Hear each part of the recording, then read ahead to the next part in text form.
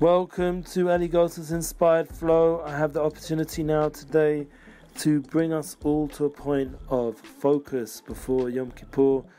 I'm going to be Malcho everybody, but I'm having a hard time. Why? Because some people have not gone through with certain things that are really going to make enough community. They think they have in the back of their mind because they did speak or this or that. But right now I'm in a situation and it's difficult to forgive as Mochel, yeah?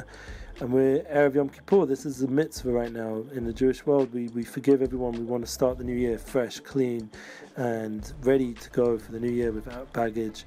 And not only do we have to work on our relationship from the above person in terms of like Benam Lamokum, the one between us and God, between us and our Creator. We have to clean ourselves spiritually, but there's also Benam Lachaver, between us and our fellow man. So these two aspects both need to be worked on. That's why we're really working on the forgiving part. Has to be done like in a real way, and it can be like, as I was listening to Yom Tov Glazer, very, very raw and vulnerable experience. You can really feel very exposed, and it's quite painful, but we got to do it. You know, it's much easier just to run away into work or run away into other things.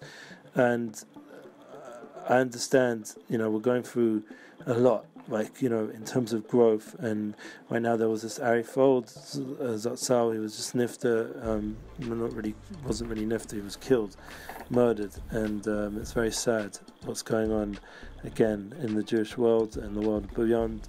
The lack of unity and the lack of, you know, love and togetherness, and it unfortunately comes into daily experiences. Like I'm saying, I'm working on forgiving someone. I think at the end of it, I'm going to forgive them, but I'm going to just use it for the sake of pushing them into doing more. Not to hustle manipulate someone, but just to get them to really understand that there has to be action in a healthy way towards these things. And you know, it's again and again in different things. You know, there's a lot of people out there who have their way and they seem to have the power and they want to do stuff that's not healthy for other people, and unfortunately because they have the power, so people let them carry on. But you know, either the relationship's not going to work if that's how they are, so you move on, which is difficult because finding places and opportunities of, you know, with the understanding of the inspired flow, there's always going to be another place, but it's still it takes effort and you know, thinking of hishtadlus and effort and opening yourself up to your goals again, and it, you know, and it could be the place you're at actually could be the right place if people would just be a bit more humble or open-minded and allow the opportunity to grow and change also. You know, that we're all in the same boat. Everyone needs to grow and change. Nobody's 100% right, and we're all here to help each other. So this kind of challenge is really, you know, is the inner level of Yom Kippur, because Yom Kippur brings us to that inner essence of who we are as people, that really we're one, really we're part of this unified whole, really there is no murder, really there is no pain, really that we're clean, and it's Yomei Kedem, it's the days before all this, and we have that awakening of touching back at that pure place. So that's the place of Kesser, that's the place of the inner realm of who we really are, and that's where I'd like to function from. Even though I have to be realistic, we're in the world and we have to bridge the inner world to the outer world. We have to make that bridge between the heart and the mind. We have to make that bridge in everything we're doing, and that's going to be my inspired flow, making that bridge to forgiveness, that bridge between another person. So we're going to try our best to communicate and work it out in a sincere way that we can bridge to that inner place and that other person, or at least some sort of, like, you know, basic plan of boundaries and healthiness and communication and keeping our midas, our character traits, in a good place. But it gets difficult. It's not, let's not like pretend, especially, you know, sometimes it's really pain, it's touching on a pain point.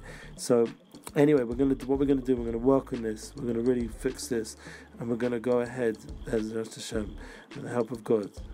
We're going to Yom Kippur, and I already spoke about going ahead yesterday, but we're going to really go ahead, really with people in a real way, and we're going to be real about the pain that's going on in the world. It's terrible what's happened yesterday, and we're going to mourn, and we're going to go ahead to build beautiful homes and beautiful families and comfort those who are unfortunately in a state of loss, try and support them financially, try and help them with acts of kindness, and to understand that, you know, we all need that in our own way. We need to make sure we're doing it to ourselves in our own way. And Lewis Howes liked the quote I gave the other day from Hillel, you know, if I'm not for myself, who will be for me? and if I'm not for myself, who will be? So if not now, then when? So that's the famous quote. We have to do it now. Now's the time. We have to be active and proactive, and with that, we'll go out of Yom Kippur clean. I wish everyone a beautiful year, and then we can go into the Zman of Simchasenu, a joyous time, a time of joy and happiness. Amen.